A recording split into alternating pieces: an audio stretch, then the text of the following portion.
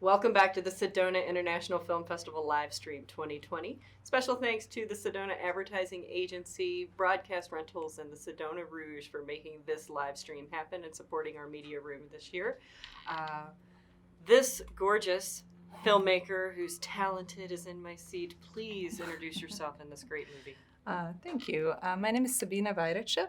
I'm a Bosnian American filmmaker based in Los Angeles. And the movie is called Variables. Yes, it's called Variables. It's a short film that's screening here tonight and Friday afternoon. So you haven't had a screening yet? Haven't had a screening yet, no. You just arrived this morning into Sedona. Last night, yes. So really this morning? So, yeah, basically. What was it like getting the festival call or email saying that you made it into this festival? It was actually quite remarkable because I got a phone call, which never happens. You know, at best I will get an email saying, congratulations, as sort of a standard template.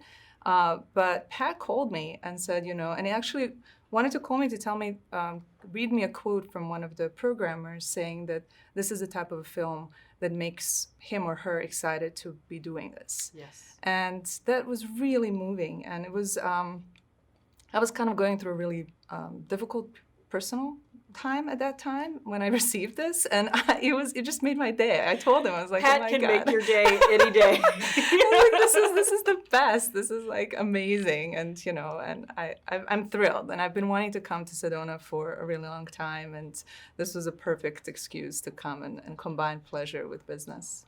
Welcome. Thank you. What a beautiful story, and we'll have to relay that over to Pat because he'll love that. Well, let's watch the trailer that we have available and get people up to speed. Sure.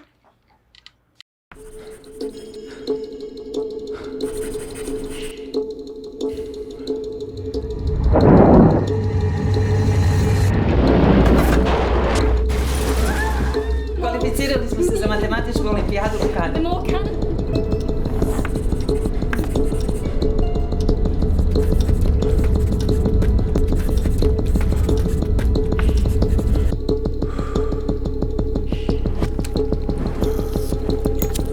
Mi nismo Srbi, mi smo Bosanci. Čepir si ti najebola!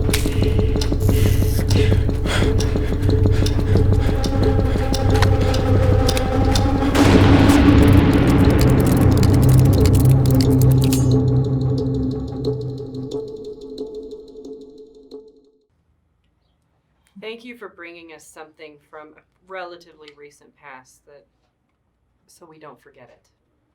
Yeah, you're welcome. It's a beautiful story. Where did the story come from? So I'm from Bosnia. I am from northern part of Bosnia that didn't really have war in the sense that Sarajevo did. But my family is Muslim, and we were forced to leave and fled for our lives. And I was the first one out. My parents just sort of didn't really tell me what they were doing. They just sent me out, and I spent a year without them. And I was a teenager at the time, and it was a very traumatic event that I wanted to somehow put in a story at some point. But I never really came back to it. It was just sort of, I made all these other movies and wrote all these other stories. And then in 2017, a friend of mine, Radoš, who was in Sarajevo during the war, told me a story about him. He was a math whiz, and he ended up being in a war zone the whole time and got pulled out to go and compete in International Math Olympiad in Canada. And I thought, wow, that is an incredible story. I mean, there's this bizarre element of this kid growing up. I mean, at that point, he was in a war zone for 4 years. So he's 15. So he pretty much all he remembers is war.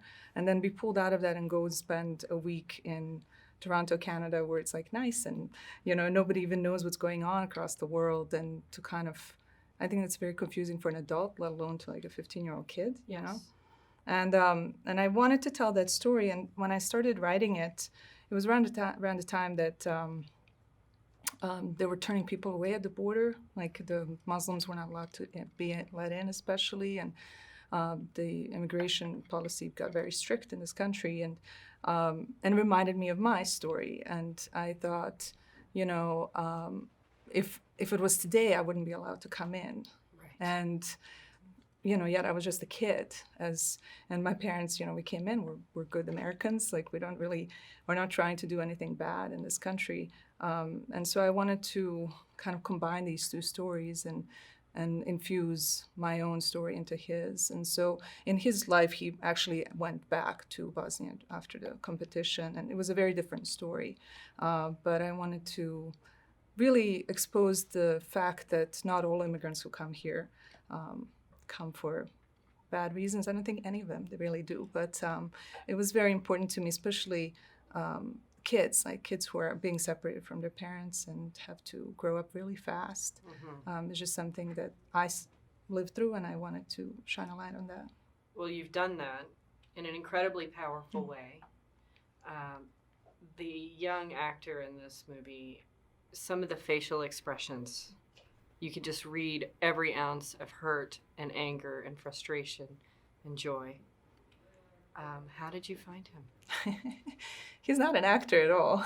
He was brilliant. Yeah, I really was very, very happy with him. I wanted to make this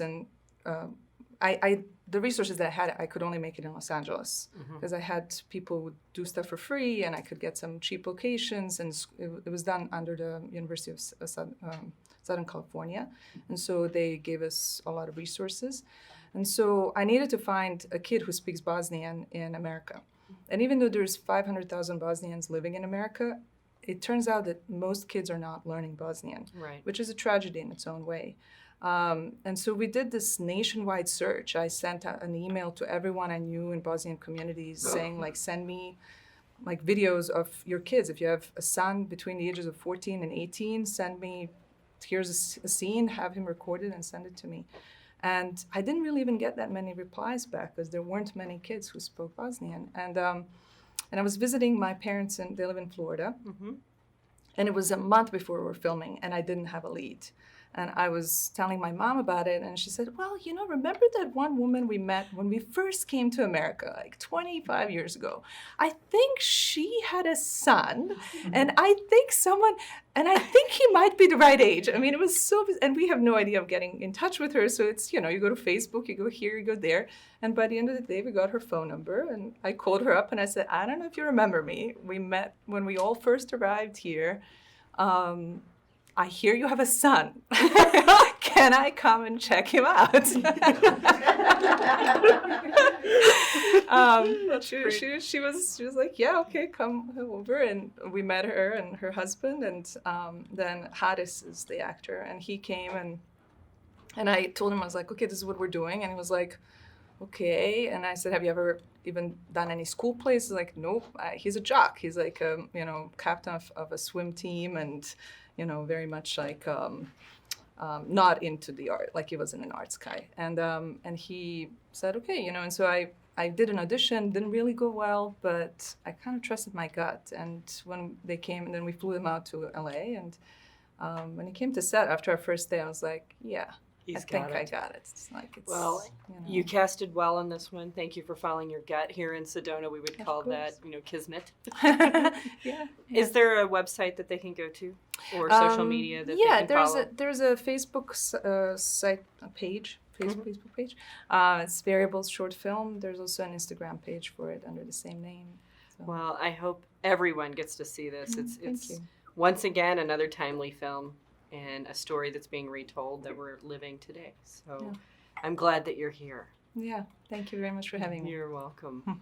Stay tuned, ladies and gentlemen. Carol and I will be back very shortly to give a little recap. Our hashtags this year for the Sedona Film Festival are hashtag Sedona Film Fest 2020 and hashtag Sedona Film Fest 26.